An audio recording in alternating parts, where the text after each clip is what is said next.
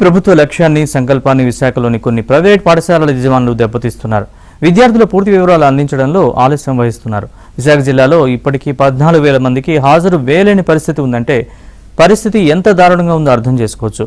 వీరి నిర్వాహకం వల్ల తల్లికి వందనం పథకం వర్తింపునకు గండం ఏర్పడుతోంది.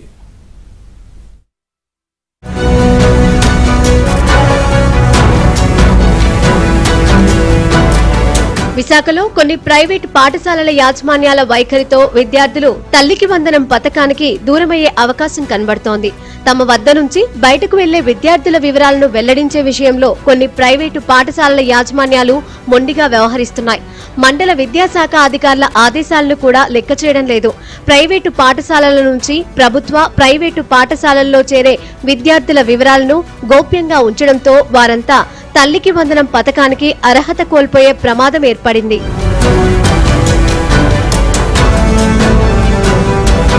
ప్రతి ఏడాది విద్యా సంవత్సరం ప్రారంభంలో యూడైస్ పోర్టల్లో ప్రతి విద్యార్థి వివరాలను నమోదు చేస్తారు. ఒకవేళ పాఠశాల మారినట్లయితే సదరు విద్యా సంస్థకు చెందిన యూడైస్ ఖాతా నుంచి సదరు విద్యార్థి పేరు తొలగించాలి.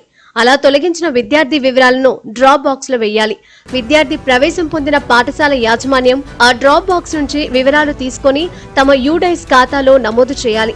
ఒక పాఠశాల నుంచి మరో పాఠశాలకు వెళ్లే విద్యార్థి వివరాలు డ్రాప్ బాక్స్ నుంచి తీసుకుని యూడైస్ ఖాతాలో నమోదు చేసిన తర్వాతే సదరు పాఠశాలలో హాజరు వేస్తారు. అంతవరకు విద్యార్థి హాజరు వివరాలు ఆన్లైన్లో నమోదు చేయలేరు. అయితే దీనిని చాలా ప్రైవేటు పాఠశాలల యాజమాన్యాలు ఉల్లంఘిస్తున్నాయి. తాజా సమాచారం మేరకు జిల్లాలో సుమారు 14,000 మంది విద్యార్థుల వివరాలు యూడైస్ ఖాతా నుంచి డ్రాప్ బాక్స్ కు చేరలేదు. దీంతో వారంతా హాజరు కోల్పోతున్నారు. అత్యధికంగా గాజువాక మండలంలో 2,500 మంది, సీతమ్మదారిలో 2,050 మంది, చినగదిలిలో 1,980, గోపాలపట్నంలో 1,850, మిగిలిన మండలాల్లో 1000 మందికి అటు ఇటుగా విద్యార్థుల హాజరు నమోదు కావడం లేదు. కరెక్ట్ అడ్రస్ ఇవ్వండి, మీది అమ్మది బ్యాంక్ అకౌంట్ కరెక్ట్ ఇవ్వండి, ఆధార్ ఇవ్వండి, పిల్లోడు ఆధారు, తల్లి ఆధారు సరైంది ఇవ్వండి అని యాజమాన్యం అడగాలి సార్. వాళ్ళు ఏం చెప్తున్నారు, సచివాలయాలకు వెళ్ళండి, బ్యాంకులకు వెళ్ళండి, అక్కడ కొనుక్కోండి, ఇక్కడ కొనుక్కోండి అంటే అందరూ తెలిసిన పేరెంట్స్ ఉండరు, అందరికీ చదువు ఉండే వాళ్ళు ఉండరు, మెసేజ్లు తెలవు, ఓటీపీలు తెలవు. తెలియపోయిన వాళ్ళకి ఎలా తెలుస్తుంది సార్? ఈ స్కూల్ యాజమాన్యమే చూసుకోవాలి. అలాంటి బాధ్యత అంతా యాజమాన్యం తీసుకోవాలి. ఇలాంటివి తీసుకోకపోవడం వల్ల దాని తల్లికి వందనం అనేది అందకపోవడానికి కారణం స్కూల్ యాజమాన్యమే. రకరకాల పేరెంట్స్ ఏంటంటే చదువు అవగాహన తక్కువ, పిల్లలు చదువుకోవడానికని చదివిస్తున్నారు, వాళ్ళకి తల్లికి వందనం అనేది పడకుంటుంది.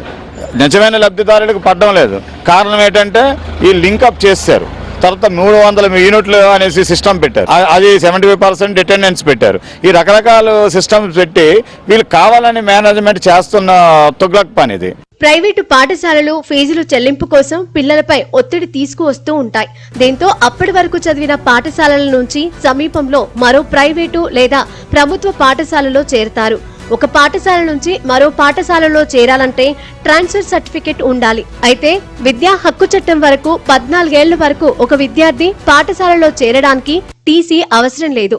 టీసీ కోసం యాజమాన్యాలు ఒత్తిడి చేయకూడదు. ఈ నేపథ్యంలో జిల్లాలో అనేక మంది ఒక పాఠశాల నుంచి మరో పాఠశాలలో మారుతున్నారు. ఫీజుల బకాయిలు చెల్లించకపోవడంతో విద్యార్థులకు యాజమాన్యాలు టీసీలు ఇవ్వకపోగా యూడైస్ ఖాతా నుంచి వారి పేరు తొలగించి డ్రాప్ బాక్స్ లో వేయడం లేదు. దీంతో జిల్లాలో 14,000 మంది విద్యార్థుల వివరాలపై గందరగోళం నెలకొంది. విద్యార్థులు క్రమం తప్పకుండా పాఠశాలకు వెళుతున్నా హాజరు వేయడం లేదు. దీనిపై మండల విద్యాశాఖ అధికారులు తమ పరిధిలో ఉన్న ప్రైవేటు యాజమాన్యాలపై ఒత్తిడి తెచ్చినా ఎక్కువ మంది పట్టించుకోవడం లేదు. పాఠశాలల్లో చేరిన విద్యార్థులకు హాజరు వేయకపోవడంతో తల్లికి వందనం పథకం వర్తించదని ఉపాధ్యాయులు చెప్పడంతో తల్లిదండ్రులు ఆవేదన వ్యక్తం చేస్తున్నారు. ఈ విషయాన్ని ఉన్నతాధికారులు పరిగణలోకి తీసుకుని సమస్య పరిష్కారానికి చర్యలు తీసుకోవాల్సి ఉంది. గత ప్రభుత్వంలో ఏదైతే పొరపాటు చేశారో ఇంట్లో ఎంతమందికి ఉంటే అంతమందికి ఇస్తామని చెప్పి అమ్మఒడి ఇవ్వకుండా కేవలం ఒకరికే పరిమితం చేసి లేదా పూర్తిగా వాళ్ళ యొక్క అభిమానులకి చేసుకోవడం జరిగింది. కానీ ఈ ప్రభుత్వం వచ్చినాక ఏదైతే హామీలు ఇచ్చారో అవన్నిటిని నెరవేరుస్తున్నారు.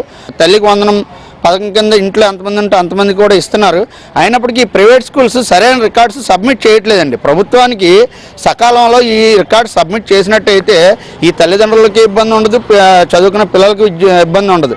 ఇప్పటికైనా జిల్లా విద్యాశాఖ అధికారులు నిబంధనలు ఉల్లంఘించి అలసత్వం వహిస్తున్న ప్రైవేటు పాఠశాలలపై కఠిన చర్యలు తీసుకోవాలని విద్యార్థుల తల్లిదండ్రులు డిమాండ్ చేస్తున్నారు. లేని పక్షంలో తల్లికి వందనం లబ్ధిదారులు నష్టపోవాల్సి వస్తుందని ఆందోళన వ్యక్తం చేస్తున్నారు.